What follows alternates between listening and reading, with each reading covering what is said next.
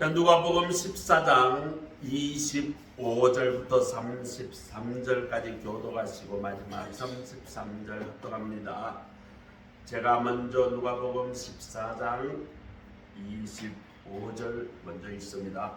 수많은 무리와 함께 갈새 예수께서 돌이키사 이르시고 물은 내게 오는 자가 자기 부모와 처자와 형제와 자매와 또 자기 목숨을 위협하지 아니하면 능히 내 제자가 되지 못하고 누구든지 자기 십자가를 지고 자기를 따르지 않는 자도 능히 내 제자가 되지 못하리라. 너희 중에 누가 만일을 세우고자 하시면 자기의 가진 것이 중용하는 가지에 족할지 먼저 앉아 그 비용을 계산하지 아니하겠느냐. 그러지 아니하고 그 비초만 사건을 이루지 못하면 보는 자가 다 비웃어 이르되 이 사람이 권세를 주장하고 이미 이루지 못하였다 하리라.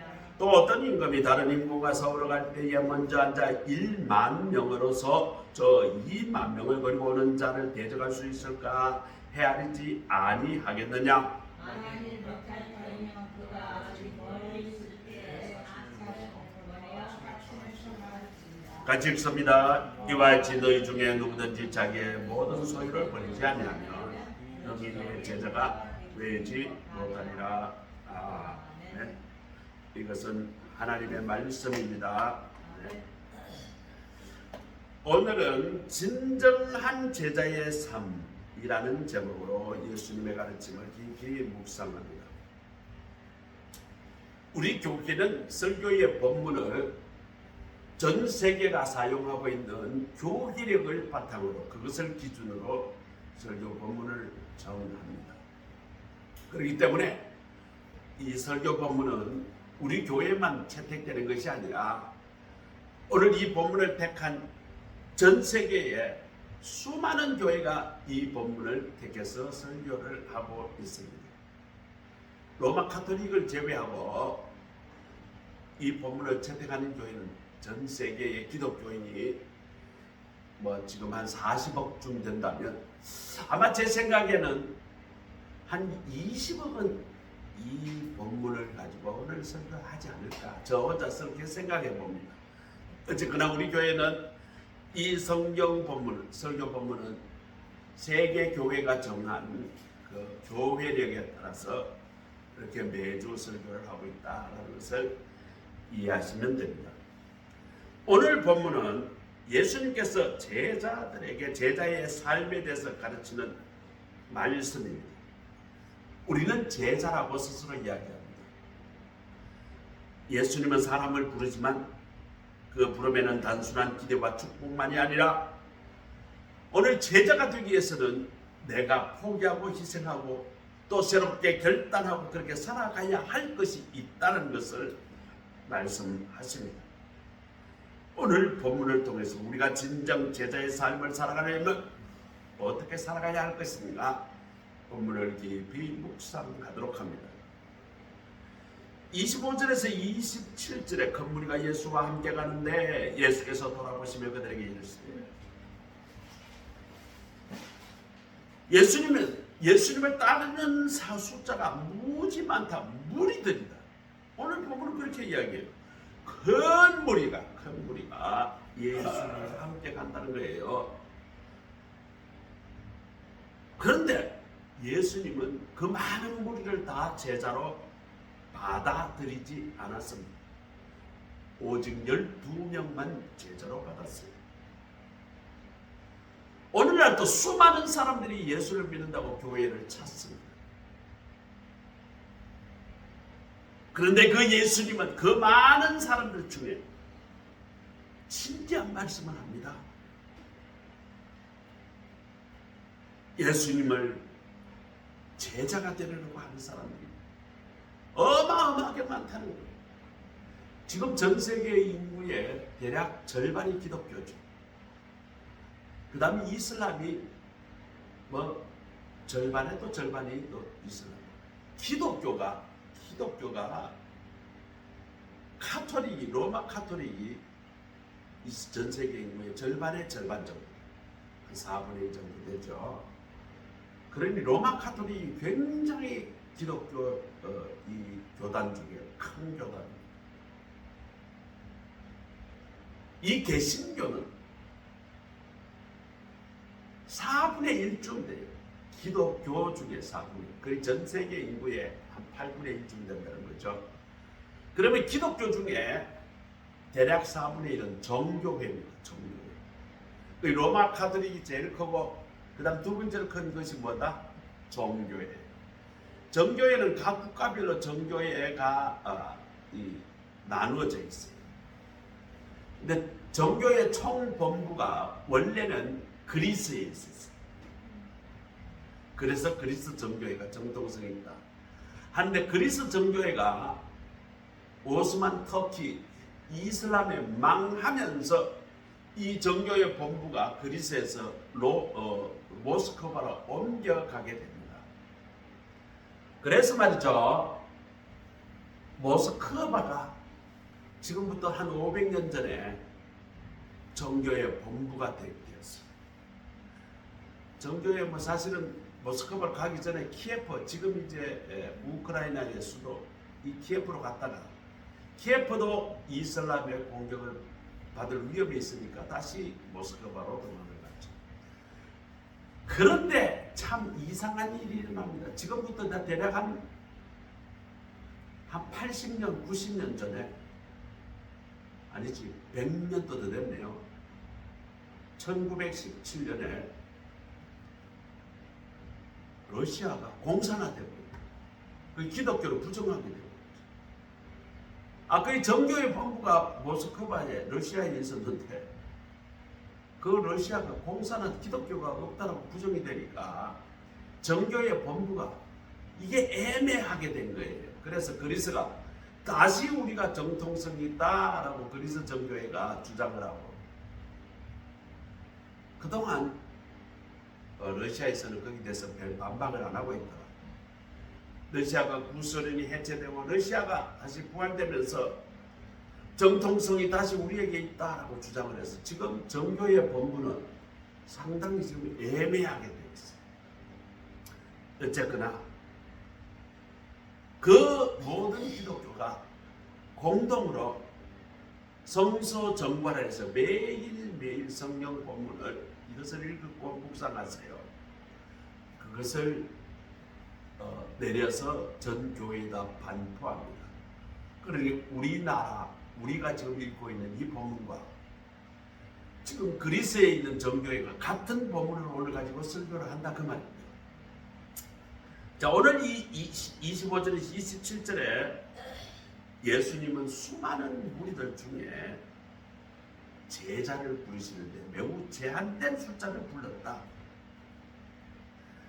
오늘 본문에서 제자도를 따라가는 데는 두 가지 중요한 요건을 예수님께서 요구하는데, 첫째, 자기를 부인하고 자기 십자가를 지고, 이 두 가지를 이야기하셨어요. 예수님을 따른다는 것은 내 자아, 내 생각, 내 판단, 내 감정을 따라 행하는 것이 아니라 세상의 가치관과 세상이 주는 편안함을 내려놓고 주님의 뜻, 복음에 따라서 살아가겠다는 그 결단을 요구합니다. 다음 두 번째, 자기 십자가를 져라. 이것은 단순히 예수님의 고난을 따라가는 것이 아니라 내가 겪을 고난과 희생, 이것을 감수하고 그 십자가를 지고 그래도 주님의 말씀을 따라가는 삶을 살아가겠다는 결단이라는 것입니다. 예수님이 따르는 길은 결코 쉽지 않습니다. 그러나 그 길이 바로 생명으로 인도하는 길임을 우리는 믿고 따라가야 하는 것입니다. 그런데 우리는 종종 예수님에 따르는 길이 행복만 가득하고 기쁨만 가득하고 그냥 돈을 많이 벌어서 부자가 되고 또 승진이 되어서 내가 높은 자리에 앉고 그런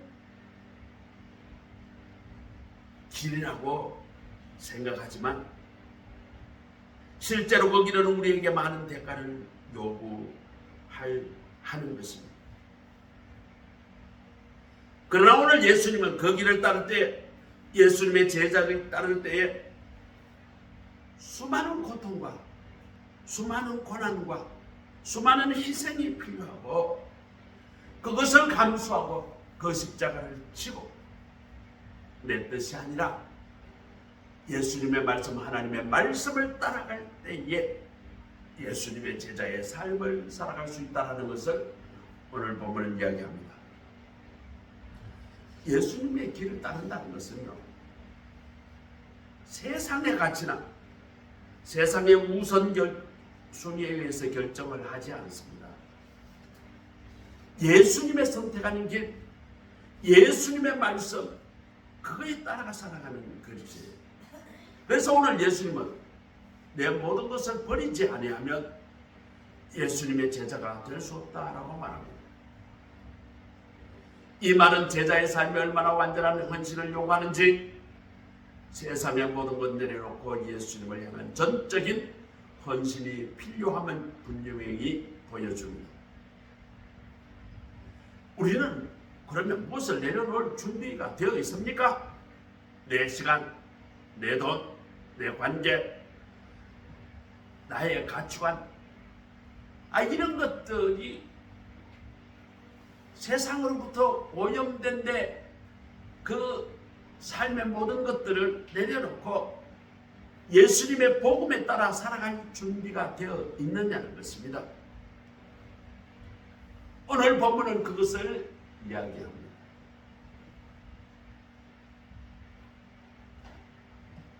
예수님이 가르치면 참 우리에게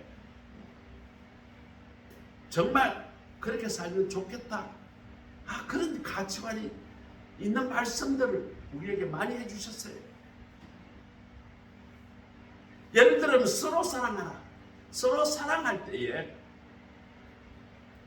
삶이 윤택해지고 하나님의 은혜가 임하고 그런 예수님의 말씀이 우리에게 준 간단한 예입니다. 그런데 서로 사랑하라는 것이 이게 우리가 삶에서 잘 실천이 안 돼요. 우리가 서로 사랑할 때 세상적 가치는 뭘까요? 내가 이익이 되면 사랑을 하고, 내가 좀 손해볼 것 같으면 내가 사랑을 하는 것이 아니라 오히려 그 관계를 버리고. 그래서요, 젊은 사람들이 사랑을 한다고 하는데 진짜 그 사랑은 사랑이 아니라 매우 이기적인 계산이 앞서요. 예수님의 사랑은 그런 사랑이 아니고 자기 희생적 사랑을 이야기합니다.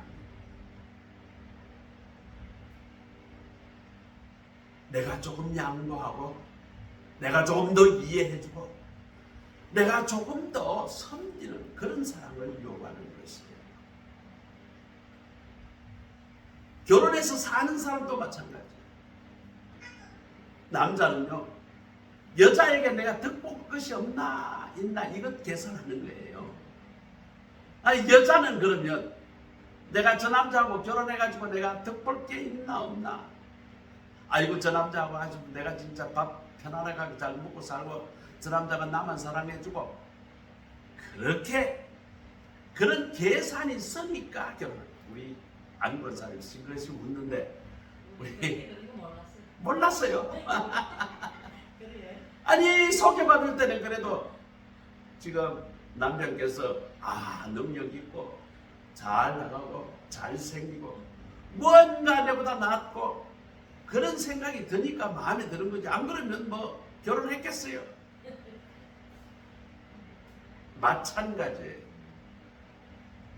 저도 결혼할 때 수많은 선이 들어갔어요. 선이 들어왔는데 전부 다 조건이 말이죠. 안 좋죠? 아니 안 좋고 좋은 게 아니라 전혀 그 사람 사랑한다 이런 거 아니에요. 뭐예요? 그 사람은 학교가 어디 나왔고 뭐 어떻고 형제가 어떻고 아버지가 어떻고 엄마가 어떻고 그 집안이 어떻고 아니 이런 조건을 잔뜩 이야기를 했어요. 그래서 그 조건을 가지고 아니 사람 만나서 보지도 않고 조건이 안 맞으면 아예 선보는 자리에 나갈 거야 안 나갈 거야? 안 나가. 내 욕심과 내 기대에 맞으면 나가고 그런데 조건이 맞다 싶어서 비슷하다고 싶어서 나가서 만나서요 사귀는데 말이죠. 사귀는데 내 기대치보다 여자가 좀 못하다면 어떻게 해요? 관계가 깨져요. 내가 뭔가 득볼 것 같으면 그러면 내가 매달려요. 이게 뭐예요? 내 욕심이 내 기대에 맞으면 사랑을 하고 그렇지 않으면 거듭찬다는 거죠. 근데 예수님은 그런 사랑을 요구하는 게 아니잖아요. 먼저 나를 낮추고 남을 섬겨라. 하늘의 복이라는 것이 예수님의 말씀에 따라가서 살 때 산상보험 맨 처음에 나오는 말씀이 팔복이에요. 팔복. 이러면 하나님께서 복에 복을 주신다. 그런데 우리는 맨날 하나님께 복 달라고 그러고 우리가 살아가는 삶이 예수님의 제자의 삶은 전혀 거리가 먼 삶을 살아간다면 그건 다르죠. 앞뒤가 안 맞는 말이죠. 오늘 우리는 예수님의 제자로 부름을 받았고 그 부름의 대가가 따른다는 사실을 기억하고 예수님의 따르는 길이 선택한 우리는 고난을 마주할 때 두려워하지 아니하고 그 길 끝에 주어진 하나님의 큰 상급이 있다는 것을 우리는 그걸 바라보고 나가야 합니다. 두 번째로는 예수님의 제자가 된다는 것은 그냥 간단하게 되는 게 아니에요. 깊은 고민과 내 삶의 변화의 결단이 필요합니다. 28절에서 30절 자 어떤 사람이 망대를 세우러 갈 때 그 비용을 계산하면서 망대를 세운다는 거예요. 제자의 길을 따르고 예수님의 제자가 될 때 내가 그 비용을 계산해야 한다는 거예요.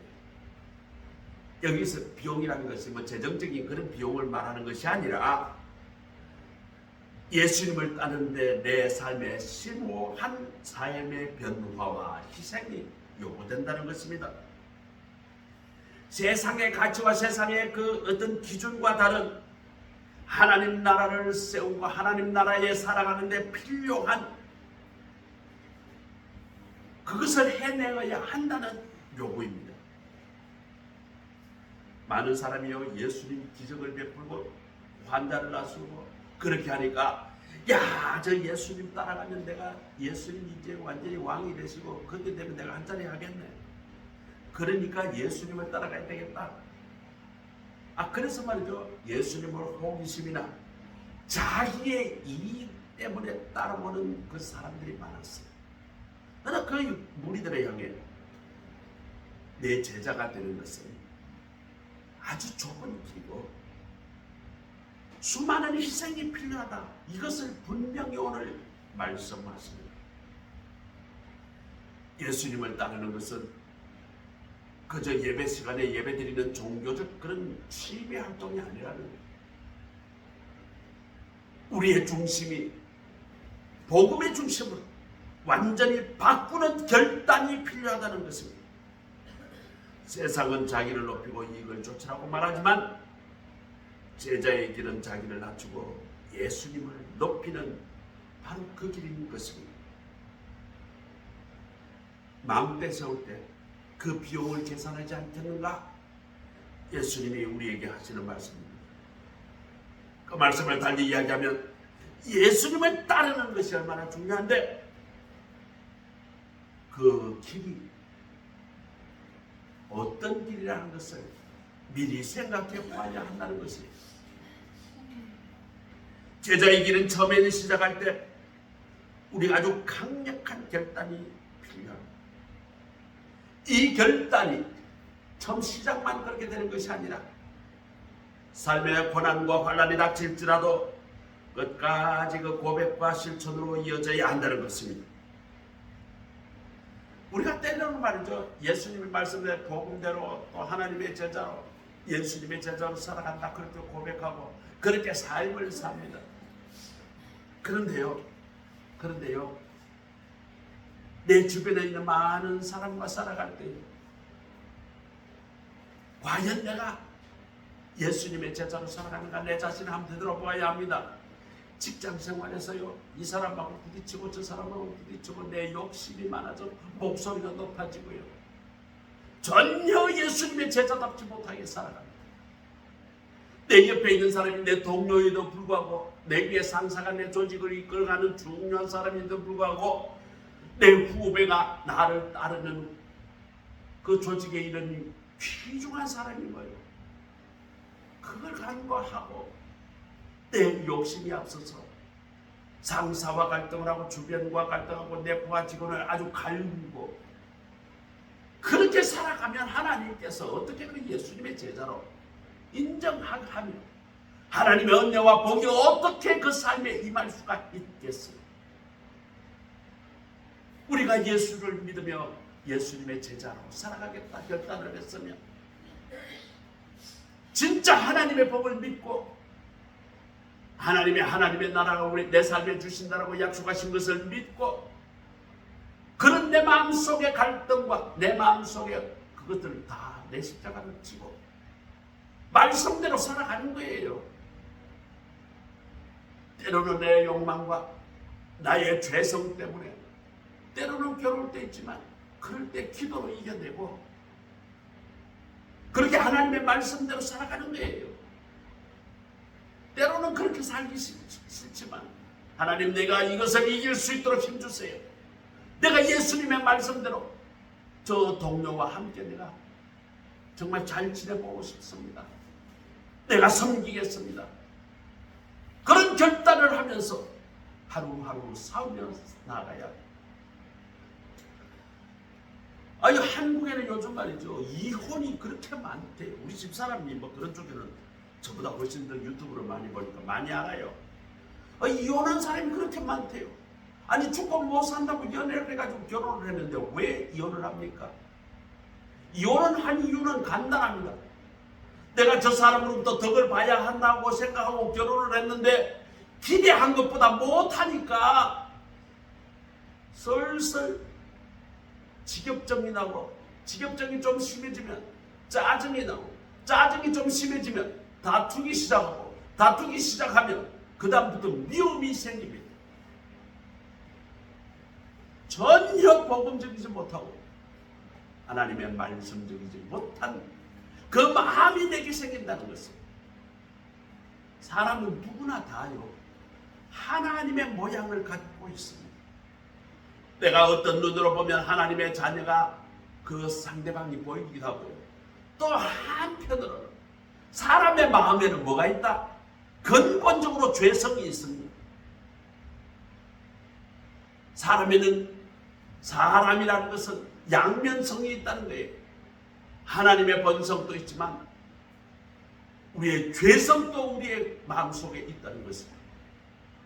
내가 무엇을 바라볼 것인가? 하나님의 본성을 우리는 바라보아야 합니다. 상대방이 얼마나 귀중한 존재인가? 하나님께서 만드신 하나님의 영광을 가지고 있는 귀중한 사람. 그렇기 때문에 어른이고 아이고 심지어 태어난 아이도 정말 귀중한 존재인 것입니다. 왜요? 하나님의 형상이 그 안에 있기 때문에. 우리 집사람 데리고 말이죠, 제가 늘 운동을 다녀요. 어떤 때는 인간적으로 생각하면 짜증이 나요. 얼마나 운동을 안 하고 얼마나 했으면 저렇게 근육이 다 빠져가지고 걸어도 힘들고 움직여도 힘들게 되었는가.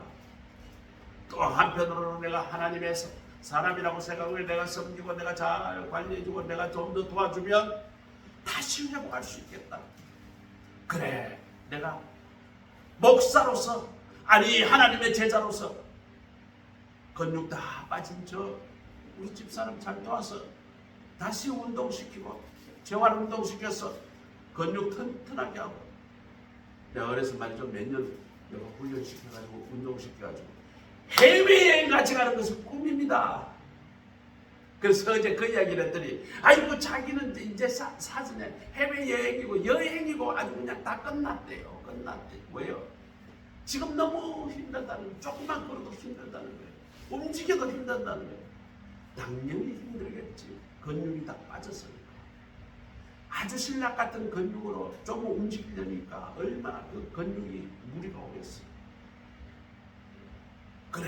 그래도 재활운동을 통해서 근육이 강화되고요. 힘이 강화되면요. 그럼 뭐 처음에는 못 걷던 사람이 걷게 되고요.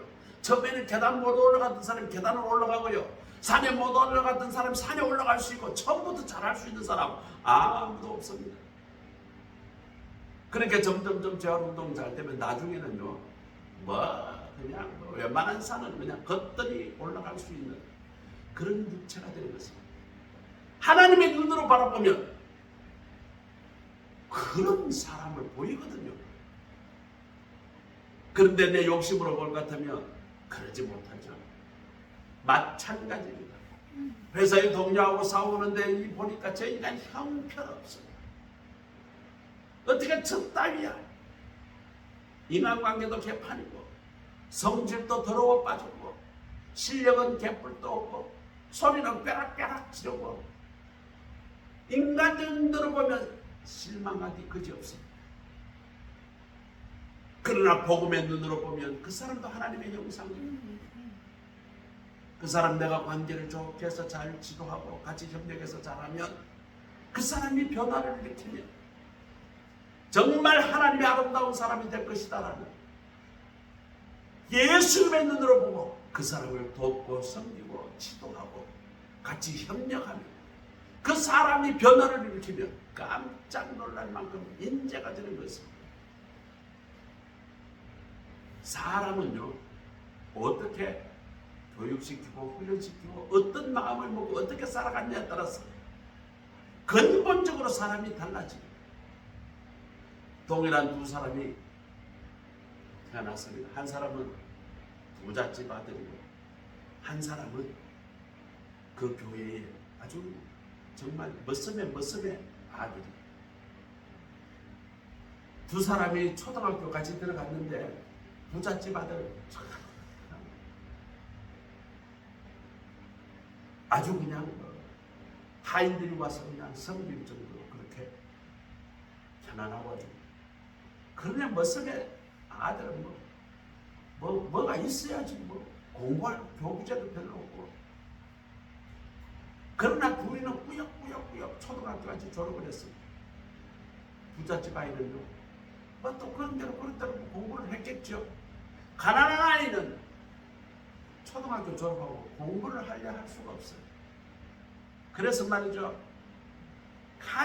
이 13살짜리가 말이죠. 가정 일을 하면서 생활비를 벌고요.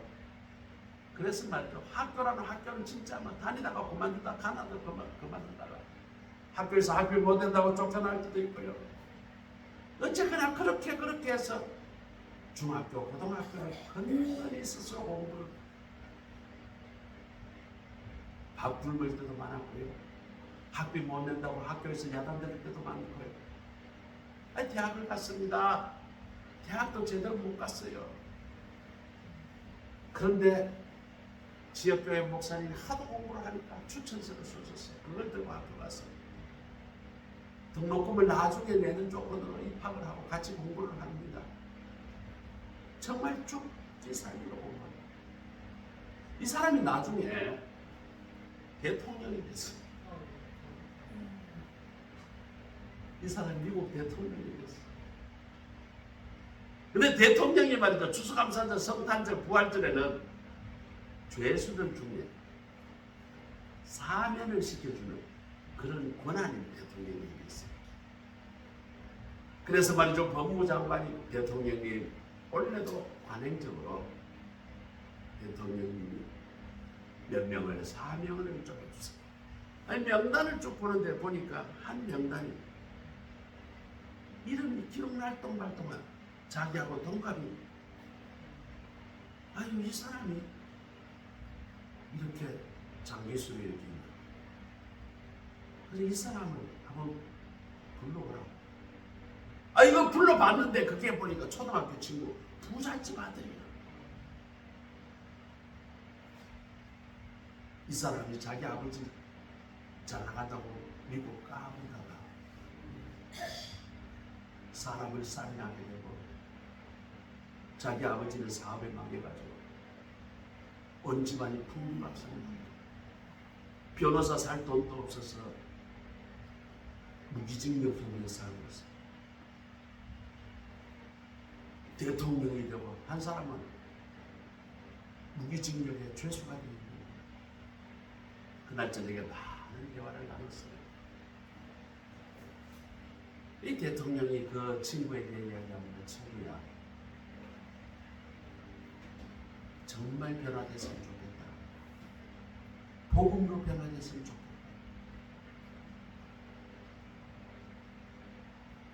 다시 깜빵으로 돌아가는 그 친구는 깊은 내기를 하면서 모범수로 살아가요. 모범수. 그 다음부터는 내 친구, 그 거지 같았던 친구가 정말 예수 잘 믿고 정말 고생이라는 고생을 중학교 때부터 생활비 벌어가면서 학비도 제대로 못했던 그 친구가 대통령이 되다니, 나도 지금부터 다시 결단을 하고 바르게 살아야 돼. 그 소식을 대통령이 들었어요. 1년 후에 그 사람을 방면시켜줍니다. 방면시켜주고 난 뒤에 그 친구가 말이죠. 완전히 나오니까 아버지는 사업에서 뭐 망해서 뭐 아무것도 없고, 어머니는 그냥 그 화병에 돌아가시고, 아버지도 돌아가시고, 형제들은 뿔뿔이 다 흩어졌고, 어떻게 됐는지도 모르고, 그 친구가 다시 노동자로 시작을 하게 돼요. 아이러니컬하게도 이 친구도 다시 일어서게 돼요. 미국의 유명한 재벌가가 됩니다. 우리는 우리 삶에서 이런 결단이 필요해요. 결단이 오면 결단을 하게 됩니다. 그 다음부터 우리의 삶에 고난과 역경이 닥칠지라도 그것을 이겨내고 말씀으로 살아갈 때에 하나님은 말이죠, 복을 냈다, 복권 받듯이 받아라, 이게 아닙니다. 우리의 삶의 변화가 말이죠, 조금씩 일어나며 우리 가정에 하나님의 나라가 조금씩 이루어지는 거예요. 그 조금씩 이루어진 하나님의 나라가 결국에는 우리가 그 고대하고 소망했던 그 하나님의 나라의 삶의 주인공이 되는 것입니다.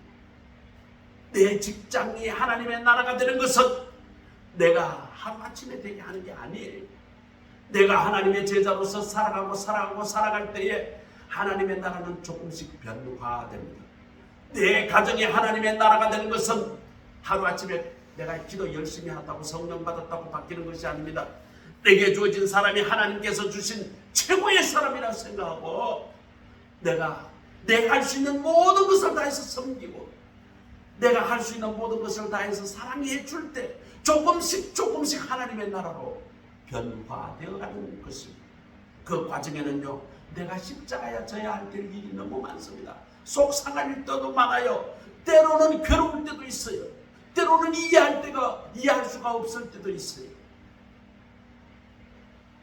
그럼에도 불구하고 나는 내 십자가를 지고 제자의 삶을 살아갈 때에 내 삶이 하나님의 나라로, 내 가정이 하나님의 나라로 변화됨을 믿으시기 바랍니다. 오직 예수님이 나의 삶의 주인이 되어야만 우리의 삶에 하나님의 은혜와 하나님의 놀라운 축복이 임함을 기억하시기 바랍니다.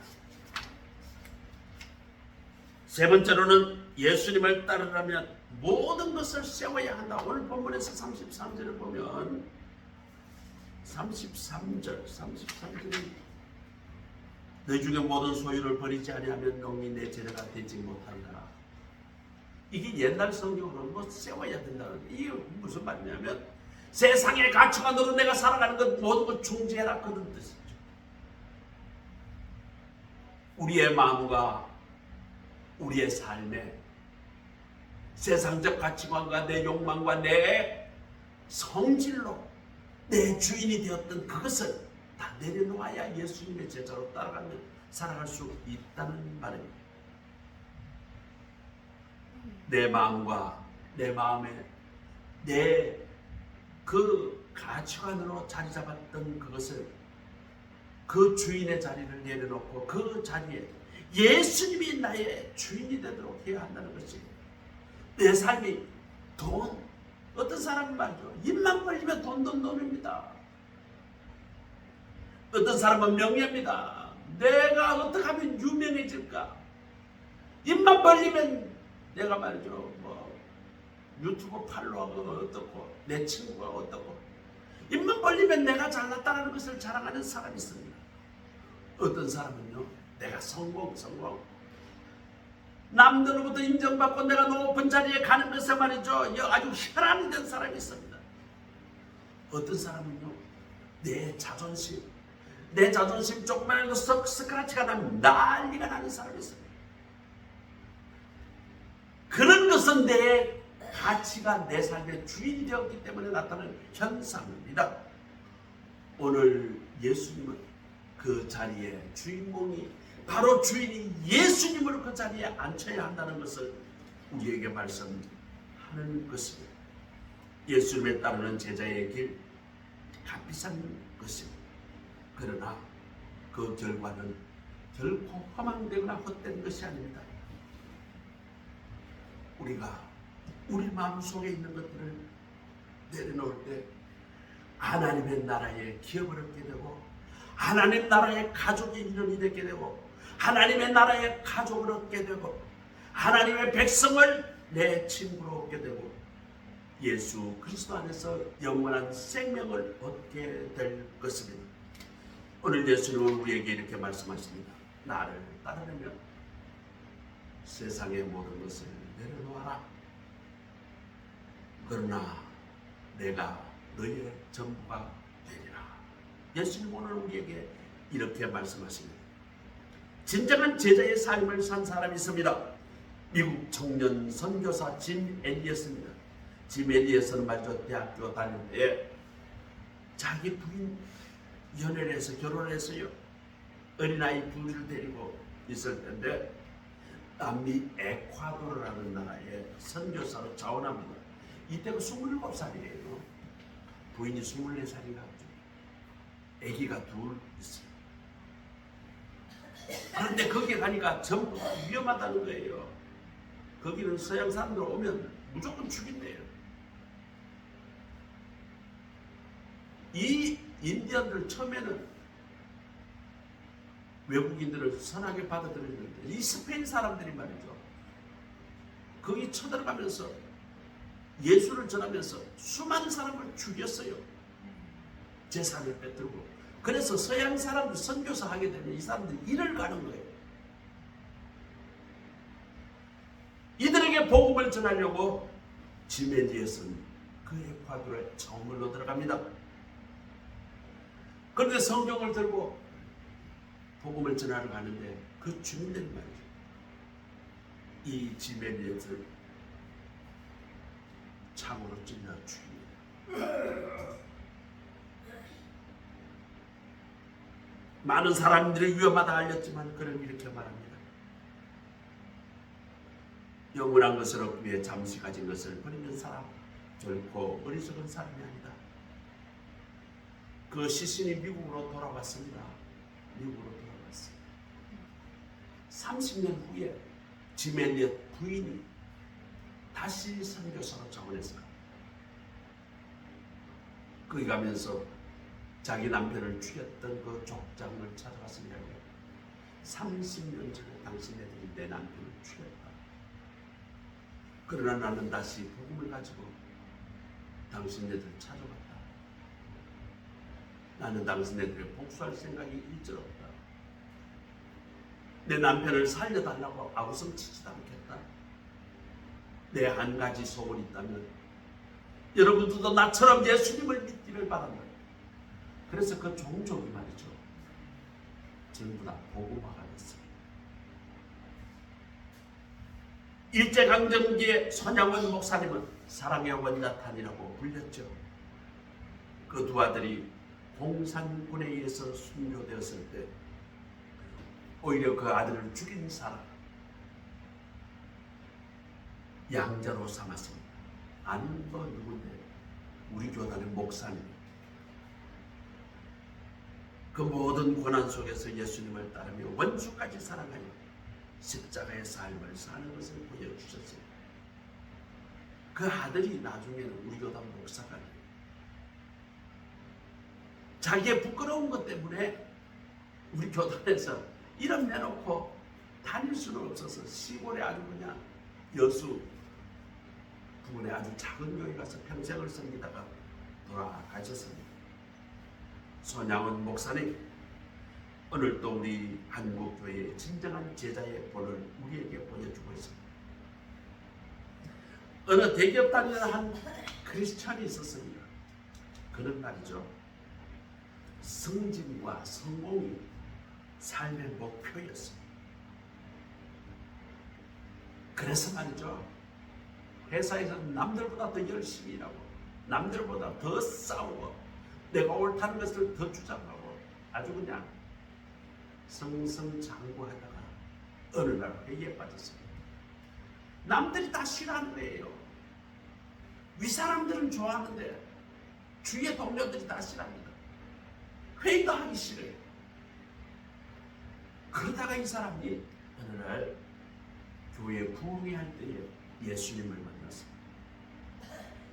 그때부터 내 인생의 주인은 내가 아니라 주님이라는 고백을 가지고 주님께서 시키는 대로 내가 살아봐야 되겠다. 삶을 180도 바꾸고, 전에는 주일 예배 때문에 빠졌던 그 중요한 계약 할 때 되면 주일 예배 빼먹는 것은 기본이고 회사 일이 최우선이었어요. 그리고 회사가 뭐 좋게 하기 위해서는 불법이고 뭐 이런 것들을 막 감행하고 말이죠. 승진을 하기 위해서는 수단과 방법을 가리지 않고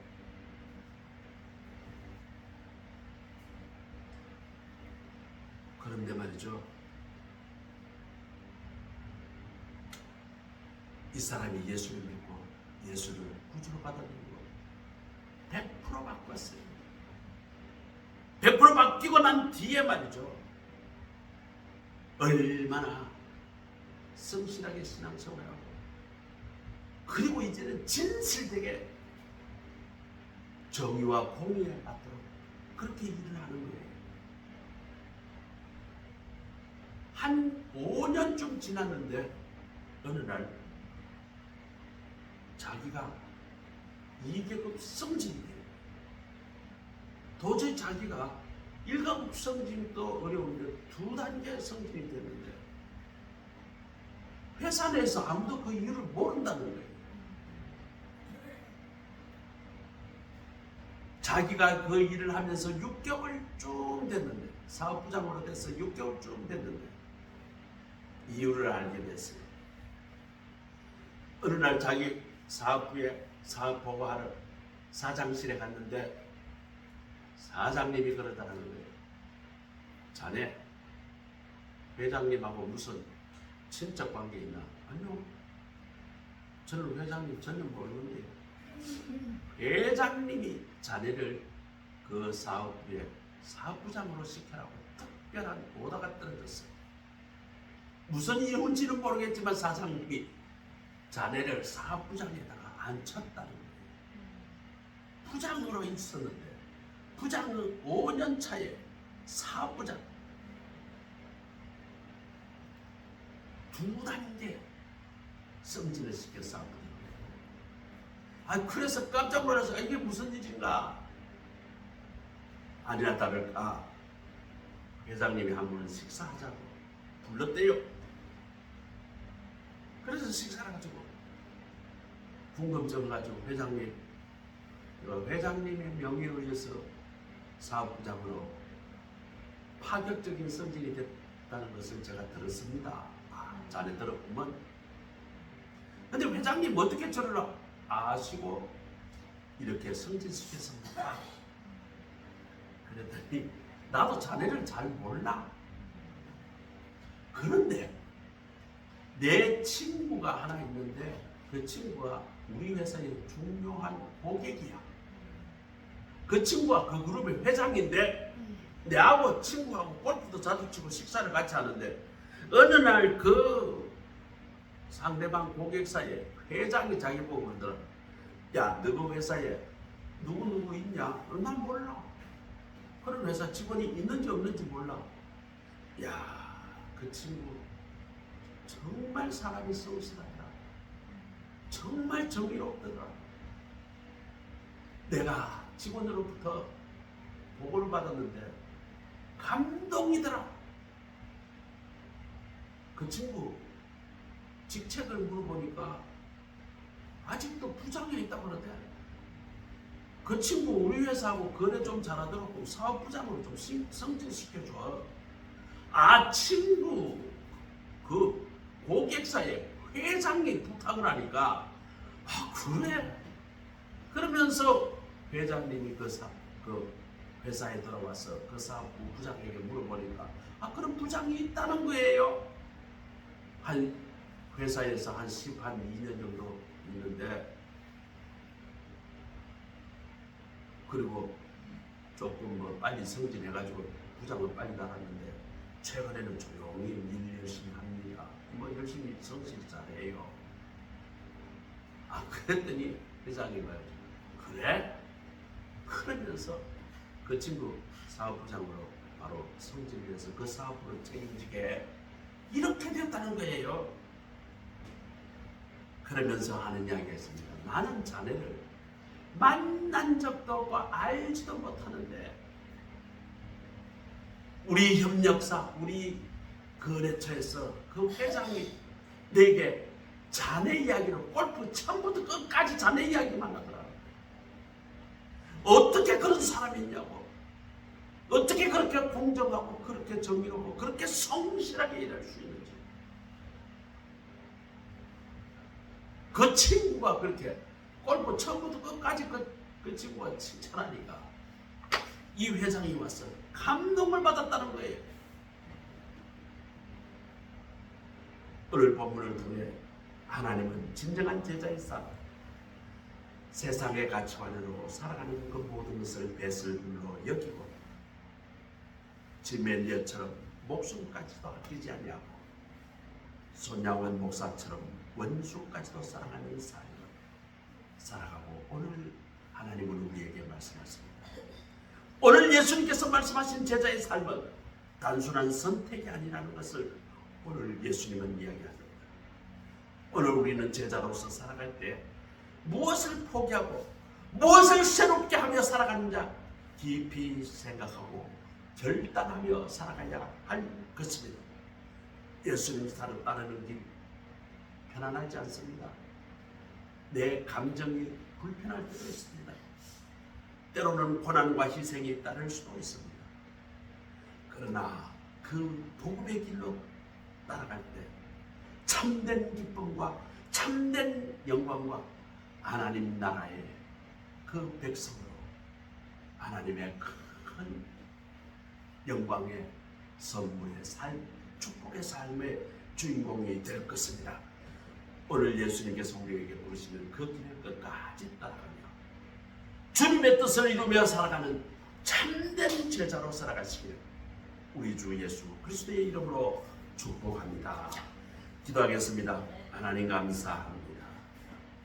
오늘 진정한 제자의 삶이라는 제목으로 말씀을 깊이 묵상합니다.